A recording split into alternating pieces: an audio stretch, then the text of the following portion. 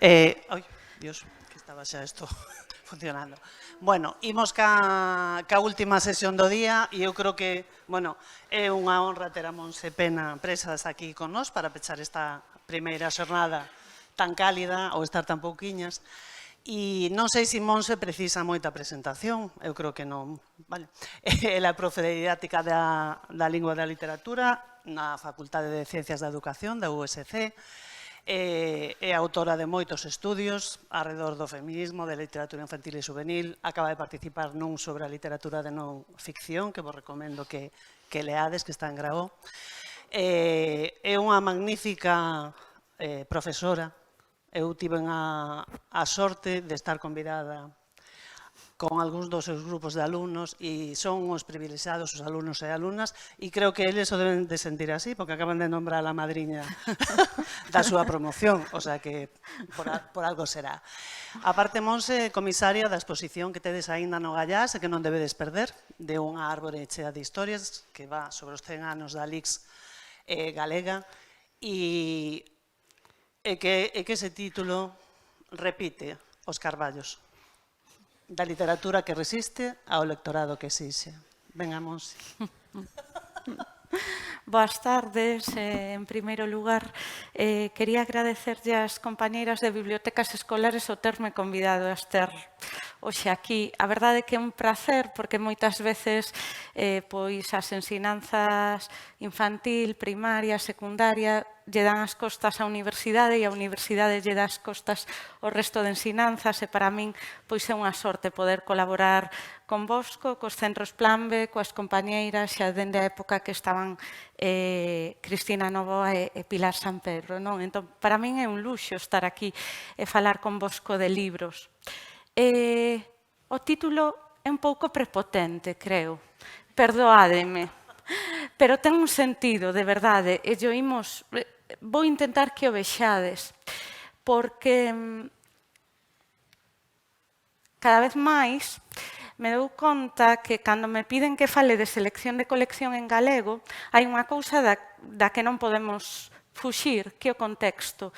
E temos un contexto moi duro nestes momentos, tremendamente duro, tanto que o contexto selecciona a colección e non ao revés, non? Tenes na diapositiva os datos. E os datos que temos sobre o uso do galego son durísimos. Están tirados dos estudos do Seminario de Sociolingüística da Real Academia Galega. A partir da franxa entre os 25 e 34 anos, o castelán é a lingua habitual da poboación. Cada vez máis. E, ademais, pois ese descenso do galego se fai sostido nos máis novos e novas, que hagas o alumnado da SEPAPU, do que tamén nos acordamos e que Dorinda nos transmitiu moi ben, pois son o noso alumnado. Eu vos digo, eu como vos contaba María, son profe nunha facultade de educación, cun alumnado moi concienciado coa diversidade, pero moi pouco concienciado coa diversidade lingüística. E iso influe moitísimo na selección de libros que traen á aula. E me preocupa moito. Traen libros en galego e preséntanos en castelán. E non son conscientes da contradicción que iso supón, de que temos que mediar en galego tamén e dende o galego, non? E non me podía resistir a poñervos na diapositiva, aínda que se ve un pouco pixelada, a imaxe desa primeira campaña da Xunta de Galicia, con falta de ortografía incluída, que di, fálalle galego, e estábamos no contexto familiar, non? Era unha campaña dirixida ás familias. Agora, quizáis necesitamos unha campaña dirixida ás escolas. Unha campaña, non propaganda. Recolle a literatura problemática lingüística? Pois eu diría que cada vez máis. Había obras nos anos 70, temos aí As Rúas do Vento Ceibe, de Manuel María, cun poema que se chama A Lingua, outra bandeira, outro himno, as compañeiras de Outeiro de Rei. Bueno, poden sacar un pouco de peito porque teñen un dos mellores poetas infantís en galego, como é Manuel María, que reivindicaba iso. O mesmo ese texto que Viaxe ao País de Ningures, de Manuel Ourenzo, lamento que ningunha editorial galega actualice este texto e faga unha edición para que o noso alumnado o poida manexar.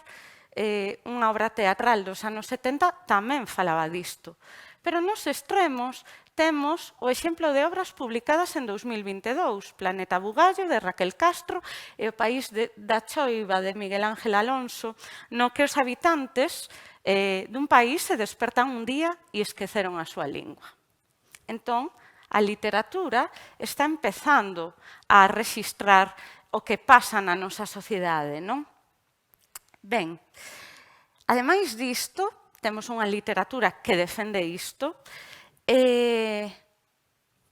temos uns hábitos de lectura, non me refiro aos informes PISA, porque sabedes polas libretas do Plan B que a lectura en Galicia no informe PISA se ve favorecida polo programa.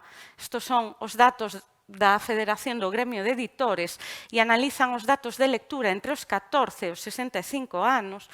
Xogamos cun contexto moi desfavorecido. Galicia é a terceira pola cola na merca de libros e a sexta pola cola nos hábitos de lectura por lecer, insisto, pero, bueno, sempre temos o que os políticos chaman brotes verdes, non? Os adolescentes sí que len, ou len máis do que ás veces dicimos nós que len. E creo que iso, esa franxa 15-18, temos que ir a pescar, pero moi rapidamente, non? Tanto para o galego como para a cuestión literaria. O sistema editorial. Aquí temos outra cousa que cada vez tamén me preocupa máis. O galego é das linguas oficiais do Estado español na que menos se edita. Fagámonos unha idea, edítase máis en euskera que en galego. Está moi relacionado isto coas políticas públicas tamén, non? De promoción do euskera na escola, que nos últimos anos se teñen revelado como moi potentes. O ano pasado se editaron 328 libros de literatura infantil. É unha boa nova. Vedes aí a porcentaxe de casi un 40%. Hai outro 30 e pico por cent moi alto que son de libros de texto e o resto é case todo para narrativa, un 10%. En literatura infantil, como, bueno, non son uns libros tan importantes, non nos desglosan por xénero. Entón, non temos os datos, non? Pero siguen sendo uns datos malos, porque de cada 100 libros que se venden nunha librería galega, só 8 están en galego. E polos datos que vos poño aí, só 3 son de literatura infantil, 3,5 máis ou menos. Outros 3,5 son de manuais, entendemos por manuais libros de texto, e os 3 que quedan repártense máis ou menos 2 ficción narrativa, 1 ensaio. Son uns datos moi duros, non? En realidade. Entón, isto fai que o Fondo Galego nas librarías estea bastante oculto, non? Non é nada raro ver que hai un andel que nos pon amablemente gallego, por si nos despistamos. Non? Aí vamos, al gallego. Ben, que podemos exixir como mediadoras? Vou empezar a explicar o meu título rimbombante. Temos unha literatura que resiste, pero temos un lectorado que exixe. O que temos o deber de levarlle os mellores libros. E os mellores libros son os libros editados con máis coidado, non? A lectura entranos por todos os sentidos, non só pola vista. E entre a selección que fixeron as compañeiras e a miña humilde selección que está aquí diante, eu quero que teñades ganas de vir estes libros e collelos. Porque sin ganas, sin esa sensación tan visual, tan do século XXI, vai ser moi difícil que gañemos lectorado. Respecto a isto, hai editoras galegas editando o suposto álbum ilustrado en tapa branda. Eso non é álbum ilustrado. Eses libros, para min, non valen. Logo, podemos discutir se son un pouco radical, pero insisto, o álbum ilustrado é un álbum con tapa dura, é un formato para todas as idades. Logo vos ensino algún que entra principalmente polos ollos e no que texto e ilustración interaccionan creando un novo significado. Eso é un álbum. Por iso, o primeiro, como mediadoras, exixir os mellores libros. O segundo, necesitamos políticas públicas que fomenten a lectura e o galego en galego. Dende logo, Plan B é unha política pública moi exitosa. Eu creo que as compañeiras e toda a comunidade que formades bibliotecas escolares, eu son unha refuxiada, grazas, pois debedes estar moi orgullosas, non? Todos os días na vosa biblioteca con todas esas cousas tan maravillosas que facedes. Pero necesitamos máis. Plan B é pois unha perna desa base.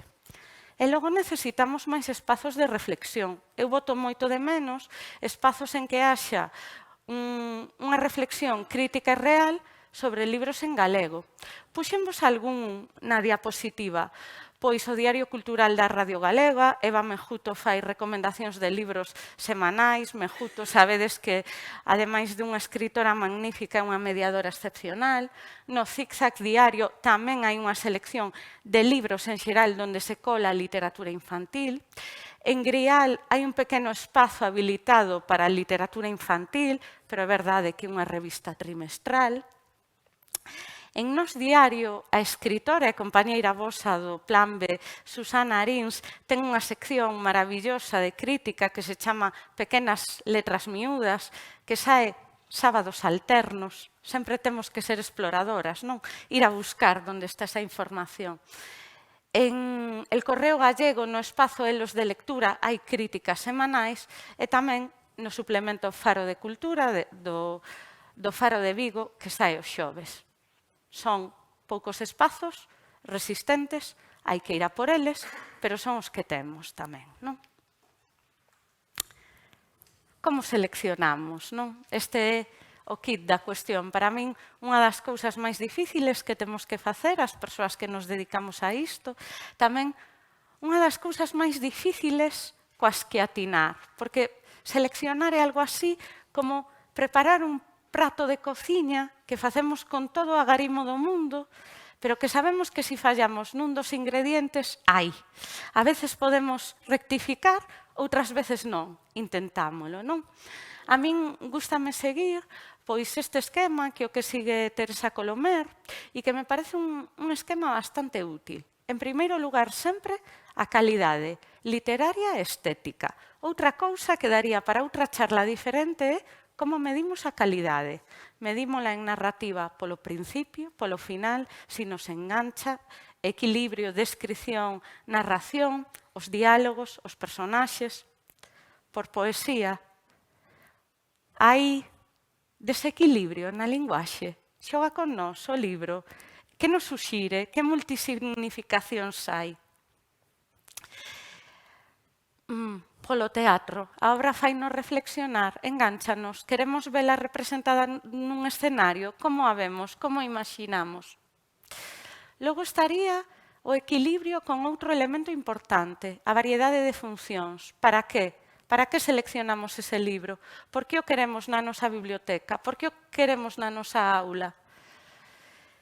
E na variedade de funcións, teño que decir que eu sempre recomendo fuxir dos libros para. É que lle cae un dente o neno, vamos lerlle un conto. No, vamos lerlle un conto para entretelo. Porque lle cae un dente, se lle doe, levámolo ao dentista. E digo isto porque últimamente tamén entre o meu alumnado vexo moita preocupación polos libros de valores. Recoméndovos este libriño moi pequeno de María Teresa Anrueto, unha escritora argentina que se chama Los valores e el valor, o literario, se muerden la cola. Non é un libro doado no sentido de que non nos dá solucións, fainos pensar. E para min eses son os mellores libros, cuestiónannos, non? Eu creo que as mediadoras queremos unha literatura de preguntas, non unha de respostas. Outra cuestión moi delicada, a combinación entre obras canónicas e novidades. As novidades editoriais cómennos, arrásannos. Hai tanto que non sabemos por onde tirar. Pero eu creo que temos que lembrar sempre os libros que se quedan prendidos dentro, os que ti sempre te levas. E eu, xa sabía que non iba a aguantar moito sentada, sempre me levo, por exemplo, este libro, A árbore xenerosa, un clásico do álbum ilustrado norteamericano que simplemente é a relación dun neno e dunha árbore que usei tanto nunha clase de 3 anos como co meu alumnado. Sempre o primeiro libro que lles conto. Antes de explicarlles o programa, o que vamos facer, a historia da literatura que imos ver, empezamos con este libro, porque hai tanto para escoitar e tanto para falar que nos dá moitísimo xogo. As novidades son importantes, por suposto que o son, pero todo o que se publica non é bo e temos que ter un criterio. Confiade sempre no voso criterio. Se o libro non vos emociona a vos como lectoras, non lles vai emocionar o voso alumnado. Antes de nada, porque vos non o ides saber mediar. A min os libros que non me gustan, eu non os sei mediar. O mellor vos sí, pero tenme pasado que cando alumnos traen libros á aula e os traen con entusiasmo, e eu penso ao principio, ai non, ese libro non, que horror. Pero teñen claro que van facer con ese libro. Entón digo, mira, pois deulle unha voltiña ou fixouse en algo no que eu non me decatara. Despois volvemos sobre os clásicos, non? Porque os clásicos sempre están presentes. E logo, adecuación á competencia literaria e os intereses do alumnado. Dicía antes Eva que é moi importante telos en conta, por suposto. Pero creo que temos que buscar un equilibrio entre o que a elas e a eles lles gusta e o que nós lle podemos ofrecer. E aí, pois xogar o xogo do equilibrismo. Adecuación á competencia literaria. Afortunadamente, as docentes pensamos moito nos alumnos e alumnas que non chegan aí, pero pensamos un pouco menos nos que chegan. Os que chegan e se pasan queren cousas, hai que tirar para arriba.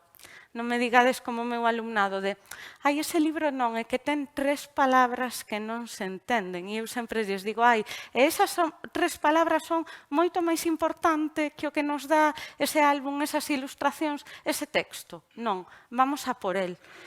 Ia explicalo despois, pero pensade a competencia lectora e literaria como unha montaña que se sube. E non somos os xerpas. Vamos con eles, tiramos deles, vamos a emprender esa viaxe. Pero o xerpa non se lle pode ver baguete. Porque se vemos o xerpa baguete, non queremos subir. O xerpa ten que tirar de nós. E empezar primeiro polo pico sacro, non nos imos ir ao Everest. Vale, vese moito na poesía isto. Que pasa? Que chegan á secundaria e non saben gozar cun poema. Por que? Porque ninguén en infantil ou en primaria lles ensinou un libro como este, O animalario para ler a diario de Eduard Velasco, que renova a poesía infantil de animais tirando do humor tamén, pero non vos quero facer moito spoiler. Ou como este, un libro aparentemente de narrativa, O branco non pinta, que ten un poema estético e visual e un diálogo con outras artes fermosísimo, non? Vale, e despois temos o contexto do que xa vos falei, que importa moito porque cada vez máis temos máis traducións de clásicos en galego. Eu aquí sempre recomendo discriminación positiva. Se a obra temos en galego, por favor non a compredes en castelán. Buscade antes, porque hai editoras pequenas, pero que fan auténticas maravillas en galego, Ugin e Munin, Irmás Cartoné, que están editando cousas boísimas e están poñendo a nosa disposición, sobre todo para o profesorado de secundario, obras interesantísimas. Se non buscade a última de Silvia Plath, que acaba de editar Irmás Cartoné, que é unha maravilla ese libro. E, por suposto, os libros en galego son un ecosistema que nós temos a responsabilidade de coidar. Coidádeo. E como coidamos? Pois indo pola variedade editorial e pola variedade xenérica. Pero, por favor, a calidade o primeiro, son unha pesada. Vale. Vamos empezar a camiñada dentro dos xéneros literarios e empezamos coa narrativa. É un xénero moi complexo, por algo que tamén se comentou na mesa anterior. A maioría de nós somos lectores e lectoras dun 95% de narrativa. Eso reflíctese nas bibliotecas. É bo? Non, non é bo en absoluto. Tendes tamén na pantalla moitos premios literarios. Algúns moi coñecidos, como Merlín ou o Rainha Lupa da Deputación da Coruña, outros pois máis recentes, como poden ser pois o Agustín Fernández Paz pola igualdade do Concello de Vilalba, o Pinto e Maragota pola diversidade do Concello de Pontevedra ou o Fina Casal de Rei tamén pola igualdade. De que nos sirven os premios? De guía. Vale, moitas veces que un texto estea premiado significa que ten un plus de calidade literaria. Pero que non vos despisten, polo que vos dicía antes das novidades. Que pasa nos premios? Que o 95% dos premios os levan os libros de narrativa. Outra vez a pescada que se morde a cola, non? Logo temos recoñecementos externos. O máis grande, o Premio Nacional de Literatura Infantil, que en Galicia, bueno, cada vez que vamos a un xurado fora, pues, sempre nos din ai, xa veñen os galegos que o gañan todo en literatura infantil. Bueno, pois un pouco sí, a verdade, non? Pero creo que temos que sacar peito e aproveitalo. Ademais do Premio Nacional, que logo me volverei referir, temos o Premio Lazarillo, que é o máis antigo do Estado, de literatura infantil, a lista de honra de IBI, que é unha listaxe moi interesante porque, digamos que pon de relevo os títulos máis importantes publicados nunha variedade impresionante de países do mundo. Por iso nos interesa, porque na nosa biblioteca tamén está ben que haxa libros noutras linguas, e logo temos os White Ravens, os Corvos Brancos, da Biblioteca de Múnich, que é outro recoñecemento moi parecido ao da lista de honra de IBI. Fixádevos, se o galego ás veces é invisible, que nos últimos anos hai White Ravens galego que foron sinalados en castelán. Non? Pois, por exemplo, as edicións de Calandraca sí que se poden prestar a esa confusión. Entón, para a narrativa, compás e precaución. É o xénero estrela? Éo. Sin embargo, de saúde actual, eu non é o xénero que vexo mellor. E despois explico un pouco isto. Ben, esta diapositiva quería resaltar un pouco que ás veces para a educación infantil, para eses libros que nos comezan a facer lectores e lectoras, podemos ter a teima de que a selección non é tan importante. Bueno, pois eu diría que é máis importante, porque é o que fai que nos enganchemos, que nos pique o verme da lectura ou non. Gustoume moito antes, porque as compañeiras da mesa anterior falaron dos álbums en palabras. Este, Selva, é un álbum estupendo, que vos recomendo moitísimo que lle botedes un ollo, porque os álbums en palabras nos permiten adecuarnos a calquera competencia literaria contando cal é a historia que nós, como lectoras, construímos e cales son as nosas hipóteses lectoras. Os deixo e logo, se tenes curiosidade, mirámolas. E ponía tamén na diapositiva algúns libros que seguro que vos acompañan en moitas das vosas bibliotecas. Titiritesa, por esa recreación fantástica do conto de fadas, onde a princesa xa non quere casar cun príncipe porque quizáis lle gusta outra princesa. Ou Frederick, que sabemos que é unha narración, pero Frederick non é como os outros ratos que gardan provisións para o inverno, porque el garda outro tipo de provisións. E hasta aquí puedo ler. Logo temos tamén esta maravilla. Viaxe en trens de primeira clase. Acaba de ter un premio en Bolonia, se non me equivoco, e vedes que non é un álbum como tal, é un libro ilustrado máis ben, pero que apela a un lectorado máis dos últimos cursos de primaria ou de secundaria. porque eu creo que moi axiña lle quitamos a rapazada o gusto pola estética das obras. E se a nós, como adultas, nos gustan as obras ilustradas, que non lle vai gustar a eles. Vale? Non renunciedes a este tipo de obras. Ben, e vamos avanzando e nos vamos á primaria. Seguramente, aquí hai 4 libros que coñecedes a maior parte de vós. Son 4 libros dos escritores que son chamados a xeración Lamote, o nome puxo o editor Manuel Bragado, porque das cousas de Ramón Lamote foi o primeiro libro infantil galego que gañou o Premio Nacional de Literatura. Vendo un pouco a lista dos libros máis lidos nos clubes de lectura, unha cousa que me chamaba a atención é que se botan en falta estes escritores. Non? Só está Agustín Fernández Paz, non con esa maravilla que nos cura calquera mal amoroso, que o único que queda é o amor, senón con Cartas de inverno, que é o libro máis vendido del. Non?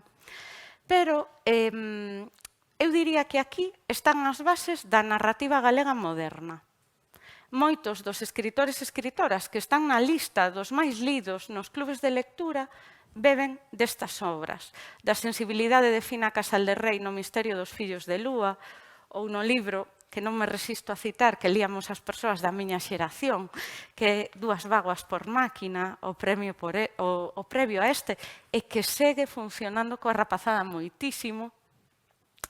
Nesa maravilla para público de fronteira, ou de secundaria, cun nivel lector elevado que é o libro das viaxes imaginarias, vedes que os 4 teñen o Premio Nacional, pero non puxen todos os libros que gañaron o Nacional, porque creo que tamén temos que desmitificar esa idea de un autor, unha obra. E agora vos poño algún exemplo máis, non?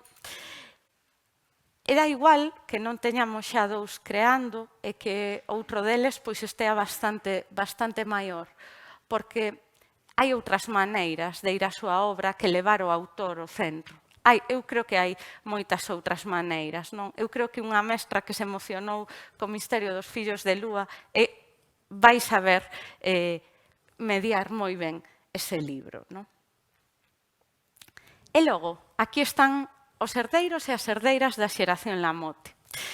E quixen poñer libros, hai un pouco de todo, pero quixen poñer libros que se sacasen un pouco do libro clásico deles. Por exemplo, Ledicia Costas non é só Escarlatina cociñeira defunta.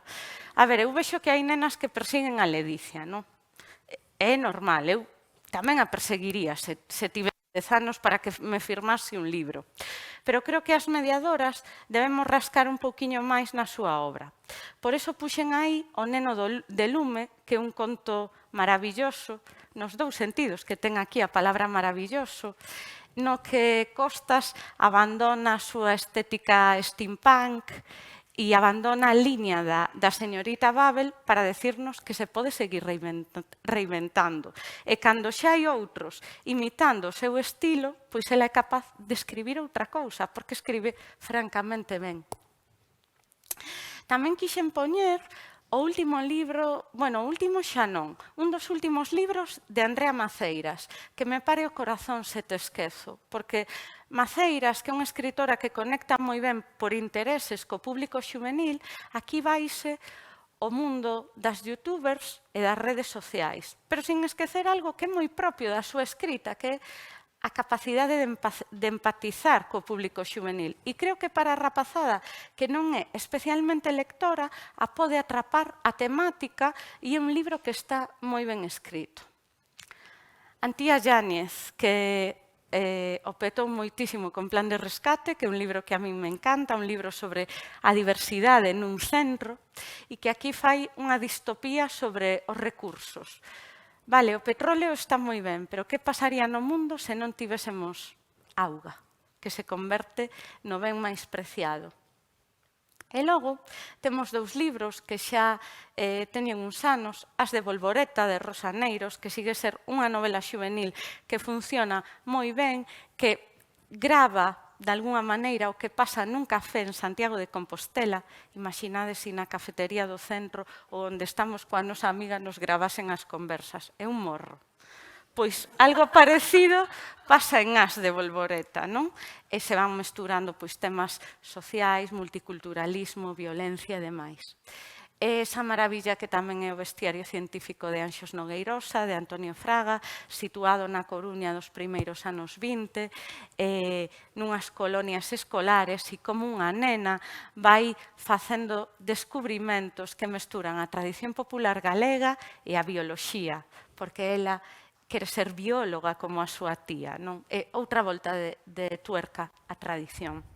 E para demostrar tamén que o álbum se nos vai de infantil e de primaria, está un libro como este, A lavandeira de San Simón, de Eva Mejuto, ambientado na illa de San Simón, que sabedes que foi un campo de concentración, e que mestura a parte de ficción e a parte informativa, porque o primeiro impacto do libro é que temos fotografías reais desas mulleres que ían a San Simón a lavar as roupas dos presos, ou porque eran familiares ou porque eran veciños, non?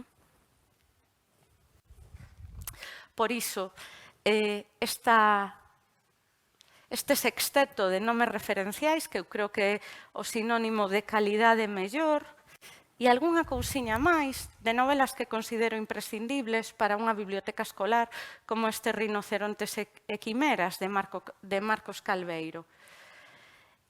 Finais do 19, un vagón de tren abandonado, 6 personaxes que non nos queren nin nun circo, que non nos quere ninguén. E cada quen comeza a repensar a súa vida. Sexto de primaria en adiante, eu creo, agora mesmo. Ben, e aquí a miña teima cos clásicos, coas obras que deixan unha pegada.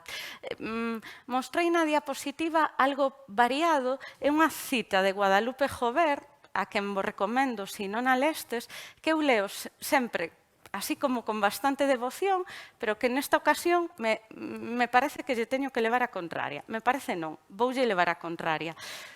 Dende Humberto Eco, sabemos que non hai só un tipo de clásicos. Hai moitos tipos de clásicos. Temos os clásicos da literatura universal, pero temos tamén os clásicos da literatura infantil. E se vos fixades, Jover na súa cita contradí os clásicos por antonomasia coa literatura infantil. Nos dous sistemas hai clásicos. Que pasa? Que dende sempre o bo é que vaiamos introducindo esas obras que nos consideramos clásicas. Poñavos antes o exemplo da árbore xenerosa e vamos por arriba e por abaixo. Non podemos ter unha biblioteca escolar sin Pipi medias longas, ademais coas ilustracións orixinais que nos trouxo Calandraca. Esa Alicia no País das Maravillas, traducida ademais por Xavier Queipo para El Patito, é deliciosa. Agora que nalgúna plataforma podemos ver a serie Os Darrell, temos que levar a biblioteca con ese pretexto a miña familia e outros animais, non? E logo, os clásicos con mayúsculas, mesmo de cánones alternativos. Cánones centrais? Bueno, pois vayámonos ás Cartoné, a esas edicións deliciosas, e deámoslle a esa alumna de secundaria que lé moitísimo a señora de Halloween en galego, porque todos somos ela ese domingo que se levanta para mercar flores. Ou unha autora que traduciu María Reimóndez estupendamente ao galego, que é Ángela Carter, e que ten relatos de medo que xogan cos contos tradicionais que todas coñecemos, para darlle a volta aos roles, ademais, dunha maneira superpotente. E é tremendamente inquietante. Para min foi unha descuberta magnífica e un luxo podela ler na miña lingua. Ben, e ímonos a poesía, e ímonos rápido a poesía, porque vexo que me estou enrollando moito. Ben, para a poesía, a primeira recomendación para as primeiras idades é o álbum poético. De feito, eu acabo de facer un experimento moi chulo co meu alumnado, que foi darlles a ler o poema O Maio, de Curros Enríquez, aí ven O Maio, de Flores Cuberto, etc., e pedirlles que se converteran en editores e pensasen como editar ese libro para os nenos e nenas de infantil. Non? Despois de que les fixeran a súa proposta, eu viña e lle sacaba esta maravilla en Galaxia, que ademais esa esperanza da estrofa final, das estrofas finais, cantádeme un maio sen bruxas nin demo, un maio sen segas, susuras nin preitos, se converte un maio sen eólicos, sen depender das redes sociais, sen abandonar o rural. Non esquezades a potencialidade destes libros. Está, por suposto, aí o Premio Nacional Poemar o Mar de Antonio García Teijeiro, como, digamos, canon da poesía infantil en Galicia. Tampouco debésemos esquecer a tradición oral. Atención a estes libros de Antón Cortizas, este sobre adiviñas, o que tendes na pantalla sobre trabalinguas, que mesturan a recollida, a elaboración propia e a elaboración do seu alumnado. E logo, só temos unha colección de poesía infantil en Galicia, Udra, que é unha maravilla, de Chanda Pólvora, só ten 3 títulos sacados, entre eles, ese último, quería contarche o que é unha casa de María do Cebreiro, con fotos de Antón Lamazares, que mestura pois a experiencia da maternidade da autora coa experiencia da perda da nai do fotógrafo. Unha pequena maravilla. Foi un premio tamén de poesía infantil especificamente, o Arume, que tendes aí. E aquí nos temos que converter en exploradoras. Agas a colección de Chanda Pólvora, que xa vos digo que é unha colección moi pequeniña, pero super ben coidada, non perdades tampouco Tinta de Luz, de Berta e Xosé María Cácamo, pois temos que ir a buscar a poesía. A poesía non vai ser fácil de atopar, hai que ir por ela. E logo en Galicia temos unha poesía xuvenil potentísima. E nesto somos unhas privilexiadas, porque sabedes que o xuvenil está aí sempre na fronteira, non? Temos que tirar dos mozos e mozas e ofrecerlles cousas un pouquiño singulares.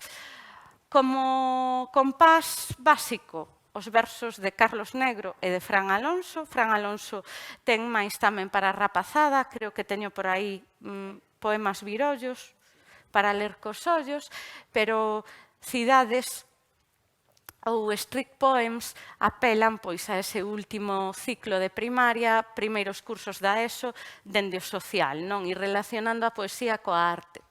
Ana María Fernández é tamén unha poeta magnífica para público xuvenil, incesante vagalume a última obra, pero Amar e outros verbos, coa que gañou o Lazarillo é outra maravilla. E logo non me puiden resistir a Campo de Plumas, non?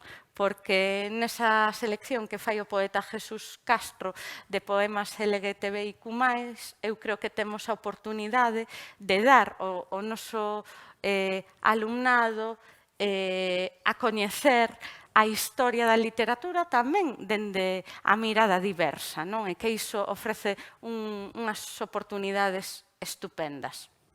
Vedes que vou moi rápido porque o tempo sei que apremia e sei tamén que levades aquí moito tempo. O teatro ten outras problemáticas, entre elas o número de títulos que se publican de teatro, que son moi baixos en galego.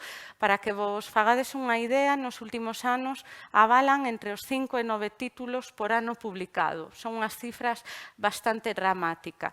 Non hai coleccións específicas tampouco, pero si hai uns premios que neste caso convoca a Gadic de moita calidade. O Manuel María, de literatura dramática, e o Barriga Verde, de teatro de Monicreques. Tamén está o Anisia Miranda, da Fundación Neira Vilas, para que teñades de referencia. De novo, voume os nomes. Buscar Paula Carballeira é sinónimo da maior calidade, non? É o referente que todos temos en mente, pero me iría tamén a Raquel Castro e a Carlos Labraña, non? Que están explorando tamén as fronteiras do teatro infantil dende o humor e moito dende a crítica social, sobre todo dende ese ovalo que pasa cando unha nena e un soldado se fan amigos e hai un arame polo medio, un arame dos feos. E non me resisto a recomendarvos que teñades tamén na biblioteca algún álbum que nos achegue ao mundo do teatro. Entre eles, ese Na cola para a arca, uns ratonciños que están esperando a ver unha función teatral e o álbum nos descobre con toda a beleza todos os elementos que supoñen ir ao teatro, o cartel, a entrada, a intriga do que vai pasar e esa maravilla que estaba collido na biblioteca e non puide traer, que Sombras, de Susie Lee. Non que é un álbum sen palabras, non que unha nena está xogando coa súa propia sombra, porque iso tamén é teatro, non? E, dende que se fundou o Premio Roberto Vidal Bolaño de Textos para a Mocidade, temos tamén textos específicos para esta franxa de idade. O premio, a verdade, está dando a luz textos de moita calidade, moi diversos. A sombra das árbores, un texto tremendamente lírico. A cámara escura, un texto que traballa coa linguaxe das redes sociais, super diferentes. Tamén, dende a literatura dramática, sabedes que houve todas estas campañas de o teatro tamén se lé, que non se nos esqueza, temos que dar o salto a un lectorado máis adulto. Magnífica esa obra As alumnas de Paula Carballeira, sobre Elvira Bao, non sobre esas clases. E logo temos clásicos en galego tamén de referencia. Puxen aí unha obra teatral para que quedase así moi serio, como é Casa de Bonecas, como clásico dos clásicos vertido en galego. Algo que me chama moito a atención é o pouco que se lê teatro nos clubes de lectura, agás Identidade de Nevarros, que o vin na listaxe sobre a temática trans, e o pouco que se len os autores galegos para adultos cunha traxectoria moi consolidada, como sería o caso de Roberto Vidal Bolaño, que eu creo que é imprescindible tamén nunha biblioteca dun IES, claramente. O mesmo con Cándido Pazó, por exemplo, por falar só de algúns dos nomes máis coñecidos. Vale. A selección da que habitualmente falo é de libros de ficción, pero cada vez máis vemos nas librerías que están entrando moitísimo os libros de non ficción, chamados documentais, informativos, un pouquiño de todo. Logo podedes vir ver por aquí, pero estas maravillas que está facendo Blanca Millán en Cumio son espectaculares e son libros que os nenos e nenas se lanzan sobre eles rapidísimamente, como ten que ser. Non me resisto tampouco a ensinarvos un libro que está da cabalo entre ficción e non ficción, o meu criterio, Vermella, de Isabela Losada, a unha nena benlla regra, que normal e que raro ver unhas trompas de falopio nunha portada, por iso é moi parente da non ficción. E logo, sinalo-vos da diapositiva un clasicazo, así é a dictadura, cunhas gardas maravillosas que recollen a dictadores de todas as partes do mundo e que nos dá moito que pensar. É un libro moi de preguntas que está editado en galego, non? En castelán tamén, pero ímolo coller así. E esa maravilla que sacou hai pouquiño Bululú das mulleres da Bauhaus, non? Woman House, tamén super recomendable. No medio, por suposto, pioneiras como mostra desas biografías de mulleres. Vale, acelerei moito. Vamos sentar. Ben, que nos dá non ficción que non nos dá ficción? Ou que nos dá ficción en...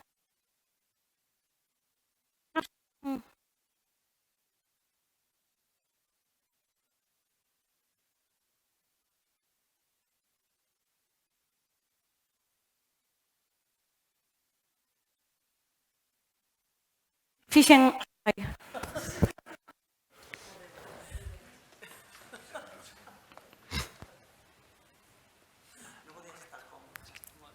Mildes.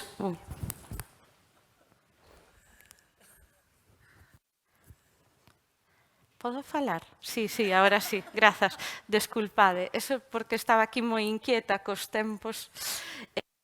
Decía que a non ficción nos prepara en boa medida para facer lectores e lectoras críticos e analíticos. Sobre todo tendo en conta, que creo que é algo que lle temos que facer consciente ao alumnado, de que a non ficción, non por ser non ficción, é un texto que non ten ideoloxía. Que va, a non ficción posiciónanos e obríganos, como a lectoras e lectores, a tomar partido e obríganos a facer outro tipo de lectura, a explorar, a contradicir o que nos di o libro, a complementar a información, igual indo á rede, nos leva a diferentes soportes e nos leva a ler de maneiras distintas.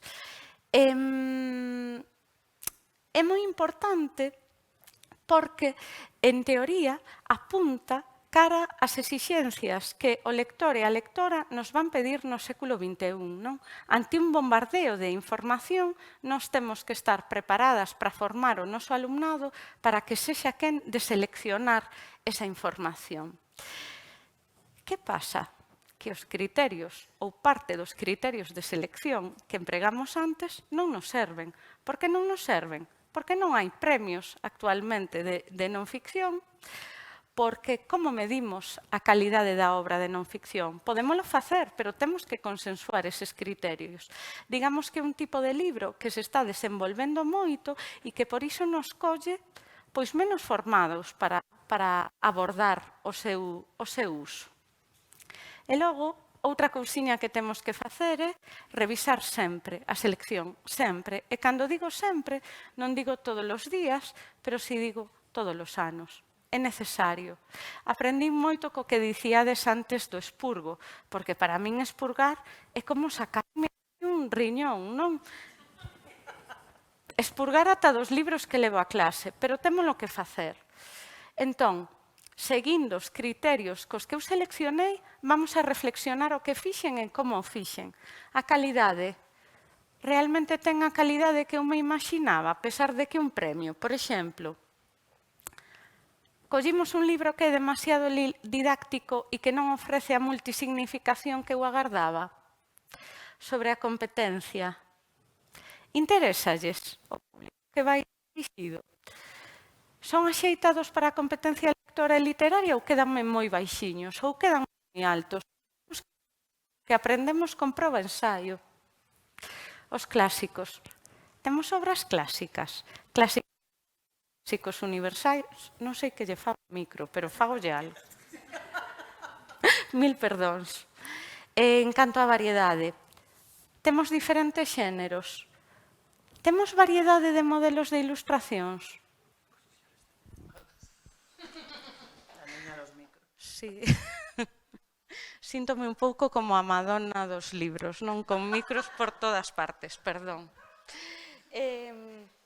A variedade xenérica é moi importante, pero tamén o é a variedade das ilustracións. Non podemos dar un só modelo estético, sobre todo se un modelo estético estereotipado. Ollo con iso. Hai ilustracións diferentes que nos custan, que son inesperadas, pero ao final imos aprendendo que o que nos move os marcos é xustamente o diferente. E o diferente é o que ten que estar na nosa biblioteca, eu creo. E, sobre todo, estamos atendendo a todo o alumnado que temos, adecuámonos aos diferentes niveis lectores. Estas un pouco, tamén seguindo a Colomer, serían as preguntas claves.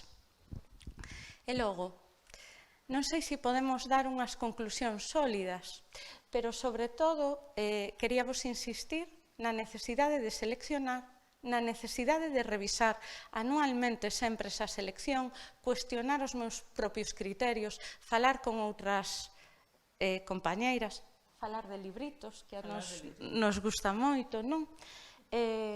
Tomar consciencia de que os libros na nosa biblioteca deben primar o galego, porque estamos nunha cultura de resistencia, é así. Tomar consciencia de que as obras o están reflectindo e, por suposto, sen perder isto de vista, levar sempre os mellores libros. Os que vos consideredes que son os mellores, porque o van ser, porque sodes as que coñecedes o voso centro, o voso alumnado, o voso contexto. Ninguén o vai facer mellor. Eso te deo claro. E logo, un pouco parafraseando unha frase que me gustou moito de Ledicia Costas, cando recolleu o Premio da Cultura Galega, ela dixo que ela non escribía para os lectores do futuro, que ela escribía para os lectores do agora. Eu digo o mesmo a nós, eu creo que nós non traballamos para os lectores do futuro, que dende xa traballamos con lectores, lectoras que teñen necesidades, gustos e que os temos que acompañar nesa subida ao Everest. Que non é que formemos lectores, é que estamos con lectores dos que tamén aprendemos, dos que aprendemos todos os días. E vese que non podo estar quieta. Como exemplo, traía esta obra, O circo na néboa, de Bruno Munari. Gracias. Quedaría moi ben dicíndovos que é unha descuberta moi persoal que vos traio. Non, é un libro que me trouxo unha alumna esta mañá e que fixádevos que delicadeza, en inglés, con papel de cebola, estamos na néboa, na néboa, na néboa, na néboa, ata que chegamos, vamos moi rápido porque se nos vai o tempo, ao circo. Todos os días aprendemos con o noso alumnado e coas lectoras que todos os días temos na nosa biblioteca e que nos levan a facer descubertas como esta. E xa para rematar, o sentido do meu título. Este é un poema de Ferrín, dese libro que se chama Estirpe, que é un poema fermosísimo que xoga coa linguaxe, que nos recorda palabras que o mellor xa non estamos usando moito e di: non esquezas as verbas estirpe que son morte pro estranxeiro opresor. Elas nos lavan. Sempre dirás, Urces, repite, os carballos. Cando vexades os libros en galego da vosa biblioteca, repetide, os carballos. Moitas grazas.